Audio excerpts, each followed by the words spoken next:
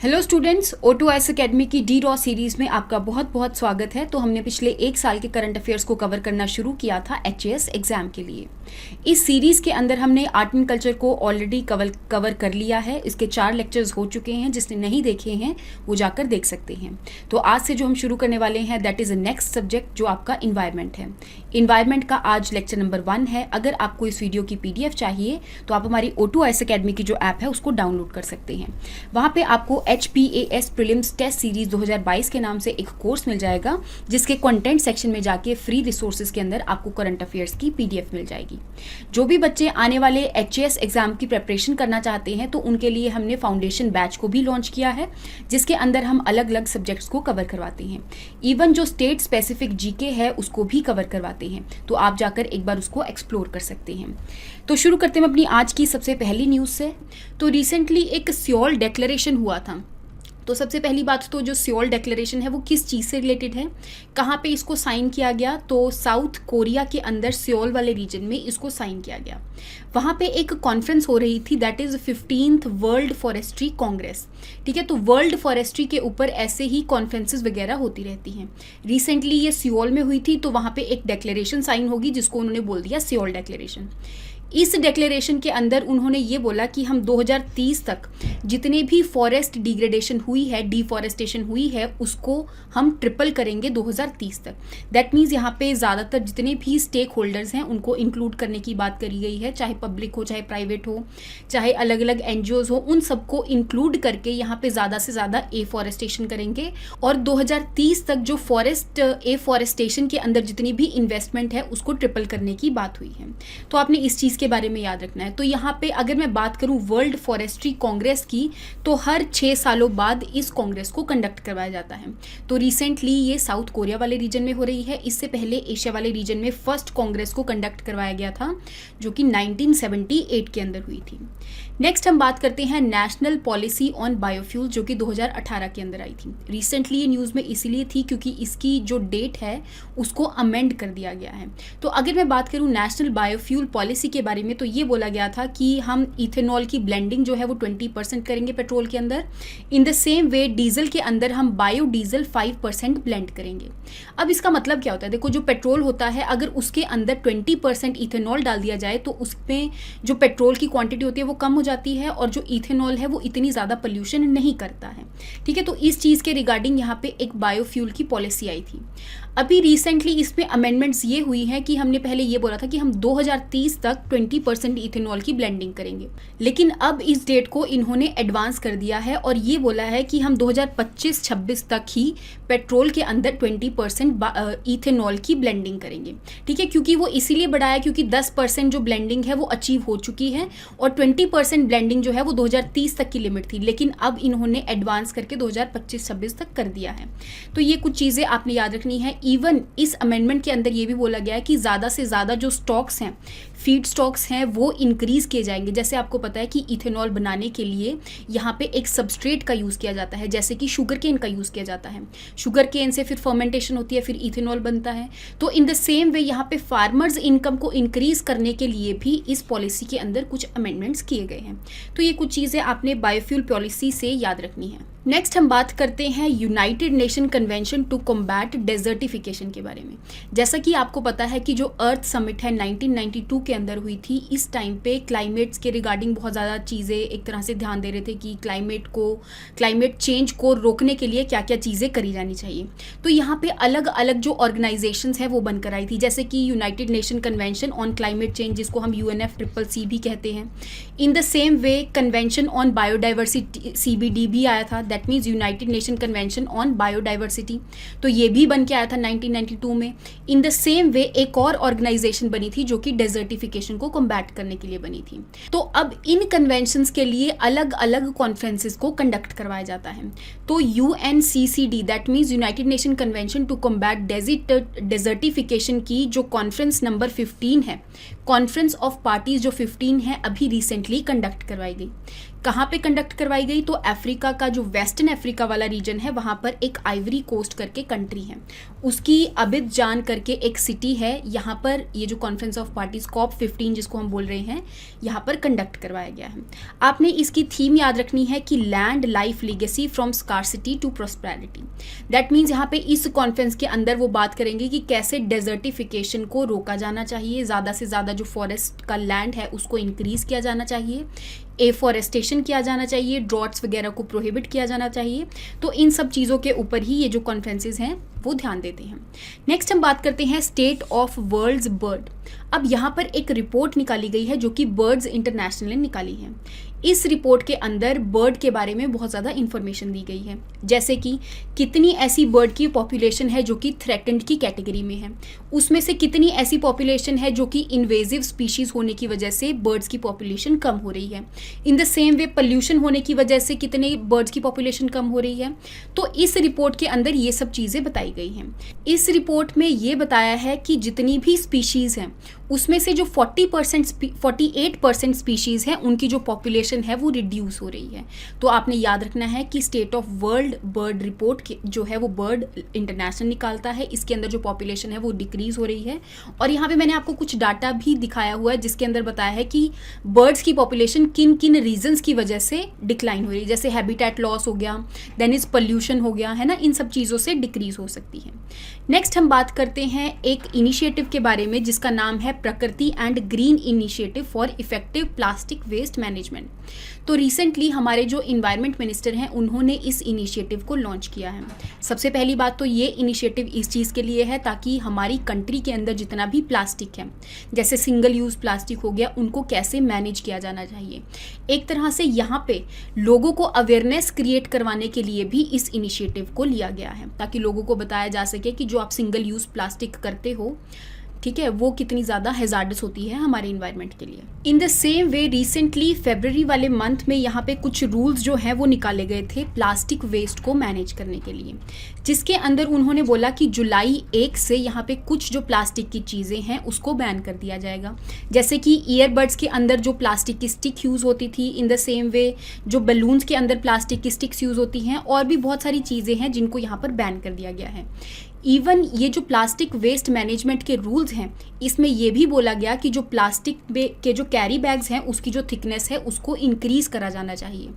जैसा कि आपको पता है कि जो प्लास्टिक के बैग्स हैं अगर उनकी थिकनेस बहुत ज़्यादा कम हो तो वो रिसाइकल होने में बहुत ज़्यादा डिस्टर्बेंस क्रिएट करते हैं, ठीक है, नहीं हो पाते वो रिसाइकल एक तरह से। अगर इनकी जो थिकनेस है उसको इंक्रीज़ कर दिया जाए तो वो ईजिली रिसाइकल हो सकते हैं। तो यहाँ पे इस मैनेजमेंट रूल्स के अंदर यही बताया गया कि जो प्लास्टिक के कैरी बैग्स हैं उसकी जो थिकनेस है वो 50 माइक्रोन से 75 करी जाएगी।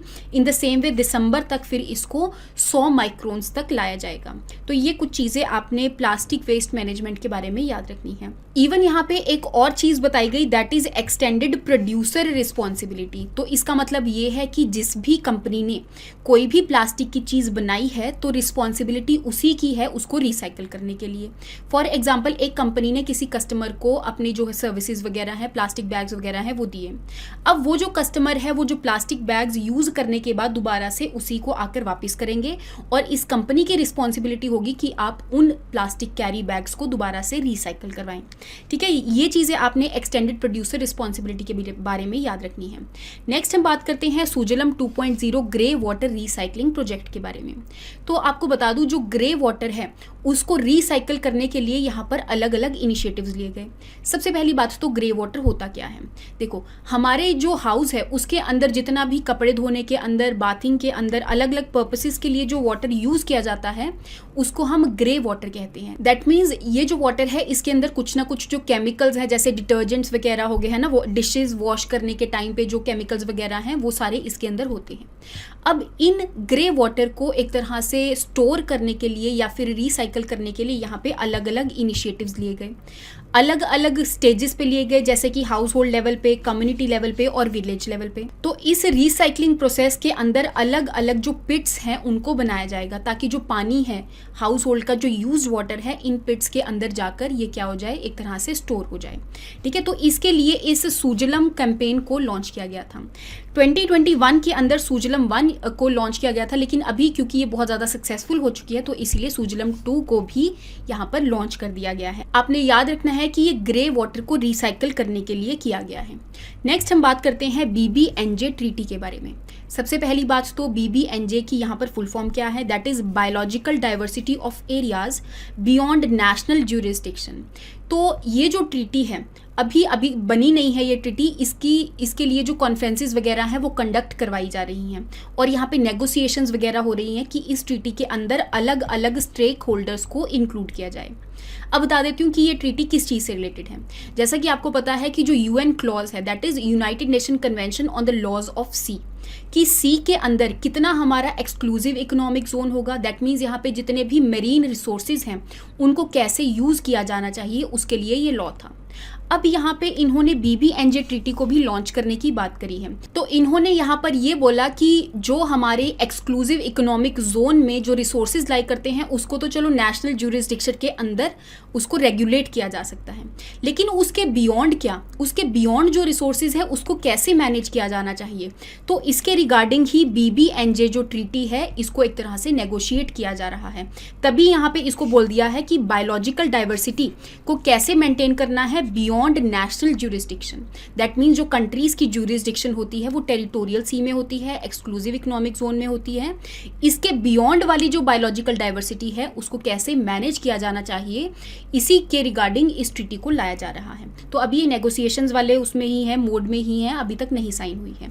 नेक्स्ट हम बात करते हैं वेट बल्ब टेम्परेचर के बारे में। तो यहाँ पर 2 टेम्परेचर्स आपको देखने को मिलेंगे, एक है ड्राई बल्ब टेम्परेचर और एक है वेट बल्ब टेम्परेचर। तो अगर मैं ड्राई बल्ब टेम्परेचर की बात करूं तो यहाँ पे जैसा कि आपको पता है कि जो थर्मोमीटर के अंदर जो मरकरी है वो एक तरह से डिटर्मिन करता है कि हमारे आसपास कितना टेम्परेचर है, ठीक है। तो उसको हम नॉर्मली बोल देते हैं dry temperature, dry bulb temperature.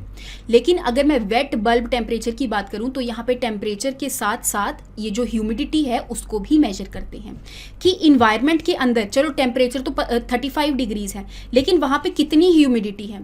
तो ये जो नॉर्मल थर्मोमीटर्स हैं वो इस चीज़ को नहीं रिकॉर्ड कर पाते, इसीलिए यहाँ पे दूसरे थर्मोमीटर्स हैं जो कि आसपास की ह्यूमिडिटी और टेम्परेचर दोनों को रिकॉर्ड करते हैं। अब वेट बल्ब जो टेम्परेचर है वो इस चीज़ पे बेस्ड है, जैसे कि आपको पता है कि हमारी बॉडी के अंदर स्वेटिंग होती है हमारी बॉडी के टेम्परेचर को रेगुलेट करने के लिए, और जैसे ही स्वेटिंग होती है, स्वेटिंग की वजह से जब इवेपोरेशन होती है उस स्वेट की तो वो कूलिंग इफेक्ट को प्रोड्यूस करती है। अब जैसे ही हमारे आसपास की ह्यूमिडिटी ज़्यादा होगी तो हमारा जो स्वेट है वो इवेपोरेट नहीं कर पाएगा और उसकी वजह से कूलिंग इफेक्ट नहीं आ पाएगा और उस वजह से हमारी बॉडी का जो टेम्परेचर है वो रेगुलेट नहीं हो पाएगा। तो ऐसे टेम्परेचर को वेट बल्ब टेम्परेचर कह रहे हैं जिसके बियॉन्ड जो ह्यूमंस अपने टेम्परेचर को, बॉडी के टेम्परेचर को रेगुलेट ना कर पाएं, तो ऐसे टेम्परेचर को कहते हैं wet bulb temperature. I hope आपको यहाँ तक वेट बल्ब टेम्परेचर के बारे में समझ में आया होगा। नेक्स्ट हम बात करते हैं यूनाइटेड नेशन इन्वायरमेंट असेंबली के बारे में। तो रिसेंटली इसकी भी अलग अलग कॉन्फ्रेंसेज होती हैं, ठीक है। आपको पता ही होगा कि इन्वायरमेंट की रिगार्डिंग यहाँ पे एक ऑर्गेनाइजेशन है जिसका नाम है United Nation Environment Programme, UNEP कह देते हैं जिसका कि हेडक्वार्टर्स नैरोबी केन्या के अंदर है। अब इसके अंदर एक गवर्निंग बॉडी है जिसको हम बोल रहे हैं यूनाइटेड नेशन इन्वायरमेंट असेंबली। तो ये जो असेंबली है ये ऐसे रेजोल्यूशंस को पास करती है जो कि इन्वायरमेंट से रिलेटेड हों। तो एक तरह से ये लार्जेस्ट गवर्निंग बॉडी है हमारे ऑल ओवर दी वर्ल्ड की, जो कि इन्वायरमेंट के ऊपर कुछ डिसीजंस लेती है। ऐसे ही इस असेंबली के अंदर इन्होंने कुछ थीम भी रखा था। तो इनकी थीम क्या थी, आपने एक बार याद रखनी है, दैट इज़ सस्टेनेबल डेवलपमेंट से रिलेटेड थी। कि जैसे कि आपको पता है हमारे 17 सस्टेनेबल डेवलपमेंट गोल है जिनको हम 2030 तक पूरा करने की बात कर रहे हैं। नेक्स्ट हम बात करते हैं UNEP की एनुअल फ्रंटियर्स रिपोर्ट के बारे में, जो कि एक पर्टिकुलर नाम से यहाँ पर लॉन्च हुई है जिसका नाम है नॉइज ब्लेजेस एंड मिसमैचेस। इस रिपोर्ट के अंदर उन्होंने ये बताया है कि कैसे नॉइज पोल्यूशन होने की वजह से बायोडाइवर्सिटी का लॉस हो रहा है, ठीक है। तो यहाँ पे अलग अलग चीज़ें उन्होंने बताई, जैसे कि अर्बन नॉइज पोल्यूशन की वजह से कैसे बायोडाइवर्सिटी लॉस हो रही है। इन द सेम वे जो जंगलों में आग लग रही है उसकी वजह से भी बायोडाइवर्सिटी लॉस हो रही है। फिनोलॉजिकल शिफ्ट्स क्या हो रही हैं, फिनोलॉजिकल शिफ्ट्स का मतलब यहाँ पर ये है कि एक पर्टिकुलर इवेंट जो कि पहले फॉर एग्जाम्पल किसी मंथ में होता था, मान लो मई के मंथ में होता था, अब क्योंकि यहाँ पर नॉइज पोल्यूशन बहुत ज़्यादा हो गई है तो वो मई के मंथ से अगले मंथ में शिफ्ट कर गया है। तो ऐसी चीज़ों को हम फिनोलॉजिकल शिफ्ट्स कहते हैं। फॉर एग्जाम्पल अगर मैं माइग्रेटरी बर्ड्स की यहाँ पे बात करूँ तो पहले कौन से मंथ में आते थे और कैसे पोल्यूशन की वजह से उनका जो माइग्रेशन है वो एक मंथ से दूसरे मंथ में शिफ्ट हो गया है। तो ऐसी चीज़ों को हम फिनोलॉजिकल शिफ्ट्स कहते हैं। नेक्स्ट हम बात करते हैं इन्वायरमेंट इमरजेंसी के बारे में। तो रिसेंटली जो पेरू है, जो कि साउथ अफ्रीकन कंट्री है, उन्होंने एक 90 डेज इन्वायरमेंट इमरजेंसी को घोषित किया है। वो इसीलिए घोषित किया है क्योंकि आसपास वाले रीजन में, जो पैसिफिक ओशन वाला रीजन है, वहाँ पे ऑयल स्पिल्स हुए हैं। कौन सी ऑयल स्पिल्स हुए हैं? तो यहाँ पे एक रिफाइनरी है जिसका नाम है पेम्पीला रिफाइनरी। इसके आसपास एक यहाँ पे बेसिकली वॉल्केनो आ रहा था, टोंगा वॉल्केनो, उसकी वजह से यहाँ पे जो ऑयल वगैरह है शिप्स में से स्पिल हो चुके हैं। तो यहाँ पे इस कंट्री ने इमरजेंसी को घोषित कर दिया है, तो ये आपने याद रखना है। नेक्स्ट हम बात करते हैं इंडिया के रिन्यूएबल एनर्जी टारगेट्स के बारे में। रिन्यूएबल एनर्जी का मतलब जैसे कि आपको पता ही होगा कि ऐसे सोर्सेज से हम इलेक्ट्रिसिटी को बना रहे हैं जो सोर्सेज कभी भी खत्म नहीं होंगे। जैसे कि धूप की, जैसे सोलर एनर्जी है, वहाँ से हम इलेक्ट्रिसिटी को प्रोड्यूस कर रहे हैं। इन the same way wind energy से प्रोड्यूस कर रहे हैं। इन the same way hydro electricity produce कर रहे हैं। तो ये कुछ रिन्यूएबल मेथड्स हैं। अगर मैं नॉन रिन्यूएबल मेथड्स की बात करूँ तो यहाँ पे जो फॉसिल फ्यूल्स और कोल वगैरह से इलेक्ट्रिसिटी प्रोड्यूस करी जाती है उसको हम नॉन रिन्यूएबल मेथड्स बोलते हैं, क्योंकि कभी ना कभी वो जो फॉसिल फ्यूल है और कोल है वो कभी ना कभी क्या हो जाएगा, खत्म हो जाएगा। तो इसीलिए उसको नॉन रिन्यूएबल बोल दिया जाता है। अगर मैं यहाँ पे रिन्यूएबल एनर्जी के टारगेट्स की बात करूँ तो यहाँ पे आपने याद रखना है कि हमारा जो अभी तक एनर्जी प्रोड्यूस हो रही है उसमें से 150 गीगावाट जो एनर्जी है वो रिन्यूएबल सोर्सेज से प्रोड्यूस हो रही है। अब इस रिन्यूएबल सोर्सेज में भी अलग अलग सोर्सेज होंगे ऑफ कोर्स, जैसे कि सोलर एनर्जी जो प्रोड्यूस हो रही है वो 48 गीगावाट है। इन द सेम वे विंड जो है वो 40 गीगावाट के अराउंड है। नेक्स्ट इज जो स्मॉल हाइड्रो पावर से इलेक्ट्रिसिटी प्रोड्यूस हो रही है वो अराउंड 5 गीगावाट के अराउंड है। इन द सेम वे अगर मैं लार्ज हाइड्रो प्रोजेक्ट्स की बात करूँ तो यहाँ पे 46 गीगावाट जो एनर्जी है, इलेक्ट्रिसिटी है, वो यहाँ पे लार्ज हाइड्रो प्रोजेक्ट से प्रोड्यूस हो रही है। तो कई बार आपसे ये पूछ लिया जाता है कि हमारे रिन्यूएबल एनर्जी जो है उसमें से सबसे ज़्यादा जो कंट्रीब्यूशन है वो कौन सी एनर्जी का है। तो यहाँ पे देख सकते हो आप कि लार्ज हाइड्रो प्रोजेक्ट्स की सबसे ज़्यादा कंट्रीब्यूशन है। ठीक है। इन द सेम वे अगर मैं इंडिया की बात करूँ तो यहाँ पे एक रिपोर्ट है जिसके द्वारा ये बोला गया कि हमारी जो विंड एनर्जी से इलेक्ट्रिसिटी प्रोड्यूस होगी उसमें हमारी जो कंट्री है वो 4th लार्जेस्ट है। दैट मीन्स यहाँ पे हम बहुत ज़्यादा विंड का यूटिलाइज कर सकते हैं टर्बाइंस को घुमाने के लिए और अल्टीमेटली जो इलेक्ट्रिसिटी है उसको प्रोड्यूस करने के लिए। नेक्स्ट हम बात करते हैं COP26 के बारे में, जो कि है कॉन्फ्रेंस ऑफ पार्टी नंबर 26। अगर मैं COP26 के बारे में बात करूं सबसे पहले तो कौन सी ऐसी कन्वेंशन है जिसकी ये कॉन्फ्रेंस ऑफ पार्टीज कंडक्ट करवाई जा रही थी, तो ये है UNFCCC की। जैसे मैंने आपको पहले पिछली वाली स्लाइड में कॉम्बैट डेजर्टिफिकेशन की COP15 बताई थी, इन the same way climate change के लिए जो कॉन्फ्रेंसेज होती हैं इसकी ये कॉन्फ्रेंस नंबर 26 है। आपको पता होगा कि 1992 के अंदर जो अर्थ समिट हुआ था वहाँ पे अलग अलग कन्वेंशंस निकल के आई थी, जैसे कि मैंने आपको बताया क्लाइमेट चेंज की थी, कॉम्बैट डेजर्टिफिकेशन की थी, कन्वेंशन ऑन बायोडाइवर्सिटी की थी। तो यहाँ पे जो UNFCCC है उसकी जो COP26 है वो ग्लासगो स्कॉटलैंड के अंदर कंडक्ट करवाई गई। तो यहाँ पे अलग अलग टारगेट्स जो हैं उसको अचीव करने की बात करी गई। एक बार देख लेते हैं कि हमारे इंडिया के जो टारगेट्स हैं कि हम क्या क्या अचीव करने वाले हैं। जैसे कि हमने बोला कि 2030 तक हम जितनी भी इलेक्ट्रिसिटी बना रहे हैं उसमें से 500 गीगावाट की जो इलेक्ट्रिसिटी होगी वो नॉन फॉसिल फ्यूल के सोर्सेज से होगी, दैट मीन्स रिन्यूएबल एनर्जी से होगी। इस COP26 के अंदर और भी बातें करी गई, जैसे कि जो नेट जीरो एमिशन है वो हम कब तक अचीव करेंगे। तो यहाँ पे जो इंडिया का टारगेट है नेट जीरो एमिशन का वो है 2070 तक का। इन द सेम वे जैसे USA ने बोला कि हम 2050 तक नेट जीरो एमिशंस को अचीव कर लेंगे। अब यहाँ पे नेट जीरो एमिशंस होते क्या हैं, इसका मतलब ये होता है कि अगर कोई भी डेवलपमेंटल प्रोजेक्ट है उस प्रोजेक्ट के अंदर जो भी कार्बन डाइऑक्साइड आप प्रोड्यूस कर रहे हैं उतनी ही कार्बन डाइऑक्साइड को आप कोई ना कोई पर्पसेस से, जैसे कि एफॉरेस्टेशन के पर्पसेस से आप उसको रिकैप्चर कर रहे हैं। दैट मीन्स यहाँ पे जो नेट एमिशन है कार्बन डाइऑक्साइड का वो एक तरह से जीरो हो जाएगा। तो यहाँ पे इन द सेम वे चाइना ने बोला कि हम 2060 तक नेट जीरो एमिशंस को अचीव कर लेंगे। तो आपने ये पाँचों के पाँच जो इंडिया के टारगेट्स हैं इनको याद करके जाना है, ये पेपर में पूछ लिया जाएगा। नेक्स्ट हम बात करते हैं, जैसे कि मैंने आपको UNFCCC के बारे में तो बता ही दिया कि 1992 में बनी थी, क्लाइमेट चेंज को एक तरह से प्रोहिबिट करने के लिए इसको बनाया गया था। इसकी हर साल जो कॉन्फ्रेंस ऑफ पार्टीज़ हुए वो उसको कंडक्ट करवाया जाता है, जैसे कि अभी रिसेंटली 2021 के अंदर हुई थी COP नंबर 26 में। तो ये एक ऐसा फिनोमिना है जो कि नॉर्थ अटलांटिक ओशन वाले रीजन में देखने को मिला है। इसके रिगार्डिंग अलग अलग स्टडीज़ वगैरह आई गई। कई स्टडीज़ ये बोल रही हैं कि ब्लू ब्लॉब एक ऐसा फिनोमिना है जिसके अंदर नॉर्थ अटलांटिक ओशन वाले रीजन में ठंडा टेम्परेचर मेंटेन किया जा रहा है और इसकी वजह से जो ग्लेशियर्स की मेल्टिंग है वो स्लो डाउन हो रही है। तो आपने ब्लू ब्लॉब के बारे में इतना याद रखना है, कौन से रीजन में हो रही है और इसकी वजह से क्या हो रहा है। नेक्स्ट हम बात करते हैं कुछ स्पीशीज़ के बारे में, जैसे कि जो ब्लैक बक है, कौन से रीजन में ये देखने को मिलती हैं, कौन से रीजन्स में ये देखने को मिलती हैं और इसका IUCN स्टेटस क्या है। तो अगर मैं ब्लैक बक की बात करूं तो हमारे इंडिया की अलग अलग जो स्टेट्स हैं उनमें ये स्पीशीज़ देखने को मिलती हैं। इसके अलावा इसका जो IUCN स्टेटस है वो लीस्ट कंसर्न की कैटेगरी में है। इवन यहाँ पे जो उत्तर प्रदेश है उन्होंने ब्लैक बक की पॉपुलेशन को कंजर्व करने के लिए यहाँ पे एक फॉरेस्ट रिजर्व बनाया है जिसका नाम है मेजा फॉरेस्ट रिजर्व, जो कि इलाहाबाद के आसपास लाई करता है। तो ये आपको ब्लैक बक की IUCN स्टेटस के बारे में पता होना चाहिए और कौन कौन सी स्टेट्स में ये लाई करती है। नेक्स्ट हम बात करते हैं क्लाउडेड लेपर्ड के बारे में, जो कि रिसेंटली नागालैंड के माउंटेन्स में बहुत ही ज़्यादा हाई एलिवेशन पे देखने को मिले हैं, लेकिन अदरवाइज ये बहुत ज़्यादा लो एलिवेशन पे लाई करते हैं, ज़्यादातर एवरग्रीन जो रेन फॉरेस्ट है उसके अंदर लाई करते हैं। अगर मैं बात करूँ क्लाउडेड लेपर्ड के बारे में तो जितनी भी आपकी लार्ज वाइल्ड कैट्स हैं, जैसे कि आपका टाइगर हो गया, देन इज लायन हो गया, उनमें से सबसे छोटी जो कैट है आपकी वाइल्ड कैट ये है क्लाउडेड लेपर्ड। इसका आपने IUCN स्टेटस याद रखना है, दैट इज वल्नरेबल है।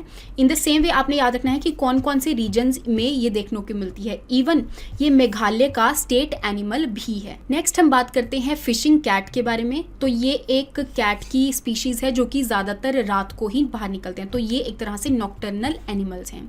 इसके अलावा ये ज़्यादातर वेटलैंड्स वाले रीजन में देखने को मिलते हैं, जैसे वेस्ट बंगाल का सुंदरबंस वाला रीजन हो गया, मैनग्रोव्स फॉरेस्ट हो गया, तो वहाँ पे देखने को मिलते हैं। इवन वेस्ट बंगाल का स्टेट एनिमल भी है फिशिंग कैट। तो आपने इसका जो IUCN स्टेटस है वो याद रखना है, इंडेंजर्ड की कैटेगरी में है। ये जो फिशिंग कैट का IUCN स्टेटस है ना, वो वल्नरेबल से इंडेंजर्ड और इंडेंजर्ड से वल्नरेबल चेंज होता रहता है, तो ये ज़्यादातर न्यूज़ में रहते हैं, इसलिए आपने याद रखनी है। नेक्स्ट हम बात करते हैं पोलर बियर्स के बारे में। तो जैसा कि आप जानते हैं वो ज़्यादातर जो आर्कटिक वाला रीजन है वहाँ पे देखने को मिलते हैं, तो जितनी भी आपकी आइज शीट्स हैं उसके ऊपर देखने को मिलते हैं। इनकी बॉडी के अंदर ऐसा अलग अलग चीज़ें हैं, फॉर एग्जांपल इनकी थिक फर है जो कि इनको इंसुलेशन प्रोवाइड करती है और बहुत ज़्यादा लो टेम्परेचर पे सर्वाइव करने का एक तरह से एबिलिटी देती है। इसके अलावा आपने पोलर बियर का जो IUCN स्टेटस है जो कि वल्नरेबल है, इसको भी याद रखना है। और आपने ये भी याद रखना है क्योंकि बहुत ज़्यादा क्लाइमेट चेंज हो रहा है, उसकी वजह से जो ग्लेशियर्स वगैरह हैं, आइस शीट्स वगैरह हैं, वो मेल्ट कर रहे हैं। इसी वजह से जो पोलर बियर की हैबिटेट है उसको लॉस हो रहा है और उसकी वजह से जो पोलर बियर और ह्यूमन का कॉन्फ्लिक्ट है वो देखने को मिल रहा है। नेक्स्ट हम बात करते हैं जाइंट पांडा के बारे में, जिसका कि IUCN स्टेटस रिसेंटली इंडेंजर्ड से वल्नरेबल की कैटेगरी में इंक्लूड कर दिया गया है। अगर मैं जाइंट पांडा के बारे में यहाँ पे बात करूँ तो ज़्यादातर ये बैम्बू के पेड़ों के ऊपर रहते हैं और वही इनका खाने का सोर्स है। उसी हिसाब से इनके अंदर जो मॉडिफिकेशन है, चाहे इनकी रिस्ट बोन को इनलार्ज होना हो, चाहे जो इनके मोलर टीथ्स हैं उनका ब्रॉड होना हो, तो यहाँ पे बैम्बू को खाने के लिए इनके अंदर कुछ ना कुछ मॉडिफिकेशंस आ जाती हैं। इवन इसको होल्ड करने के लिए भी इनकी जो रिस्ट बोन होती है वो इनलार्ज हो जाती है। इवन जो world wide fund for nature है, दैट इज WWF है, उनका भी सिंबल जो है वो जाइंट पांडा ही है। तो जब से WWF जो है वो बना है तब से इनका सिंबल जाइंट पांडा ही है, आपने इसके बारे में याद रखना है। नेक्स्ट हम बात करते हैं ग्रेट इंडियन बस्टर्ड के बारे में, जो कि न्यूज़ में इसलिए थी क्योंकि राजस्थान वाले रीजन में जितने भी नेशनल पार्क्स वगैरह हैं जिनमें जो ग्रेट इंडियन बस्टर्ड देखने को मिलती है, तो वहाँ पे वायरिंग होने की वजह से, इलेक्ट्रिसिटी वायर्स लगाने की वजह से इनकी जो हैबिटेट है उसको लॉस हो रहा है। ठीक है, तो अगर मैं ग्रेट इंडियन बस्टर्ड की बात करूँ तो अलग अलग रीजन्स के अंदर इसको अलग अलग नामों से जाना जाता है। फॉर एग्जाम्पल मध्य प्रदेश वाले रीजन में इसको सोन चिरैया कहा जाता है। इन द सेम वे राजस्थान वाले रीजन में गोदावन नाम से जाना जाता है और महाराष्ट्र वाले रीजन में मलथौक नाम से जाना जाता है। तो अगर मैं बात करूँ ग्रेट इंडियन बस्टर्ड के खाने के बारे में, तो ये ओमनीवोरस होती है। दैट मीन्स ये एक तरह से छोटे छोटे इंसेक्ट्स को भी खाती है, इवन ये जो क्रॉप्स वगैरह हैं उसको भी खाती है। अगर मैं इसकी IUCN स्टेटस के बारे में बात करूँ तो ये क्रिटिकली इंडेंजर्ड की कैटेगरी में लाई करती है। दैट मीन्स इनकी जो हैबिटेट लॉस है वो बहुत ज़्यादा हो चुकी है, बहुत कम नंबर ऑफ जो पॉपुलेशन है इनकी रह चुकी है। अगर मैं बात करूँ अलग अलग type of great Indian bustard की जो कि हमारे यहाँ पे देखने को मिलती है, जैसे कि लेसर फ्लोरिकॉन हो गया, बंगाल फ्लोरिकन हो गया, और कौन कौन से रीजन्स में ये देखने को मिलती है, ज़्यादातर इंडिया और पाकिस्तान वाले रीजन के अलग अलग जो नेशनल पार्क्स यहाँ पे बने हुए हैं वहाँ पे देखने को मिलती है। नेक्स्ट हम बात करते हैं केसरे हिंद के बारे में। तो ये एक बटरफ्लाई की स्पीशीज़ है जो कि अरुणाचल प्रदेश वाले रीजन में देखने को मिलती है। इवन अरुणाचल प्रदेश की स्टेट बटरफ्लाई भी इसको कहा जाता है। अगर मैं इसके IUCN स्टेटस की बात करूं तो ये नियर थ्रेटन की कैटेगरी में आती है, साइट्स के अपेंडिक्स 2 में लाई करती है। इसका जो कलर होता है वो इसी हिसाब से होता है जिस हिसाब से इसका नाम रखा गया है, और ज़्यादातर ये अरुणाचल प्रदेश के एवरग्रीन फॉरेस्ट में देखने को मिलती है। So that is all for today. I hope आपको यहाँ तक जितने भी इन्वायरमेंट के करंट अफेयर्स करवाए हैं उसके बारे में समझ में आया होगा। नेक्स्ट लेक्चर्स के अंदर हम इन्वायरमेंट के जो बचे हुए करंट अफेयर्स हैं उसको भी धीरे धीरे कवर कर लेंगे। Thank you so much and have a nice day.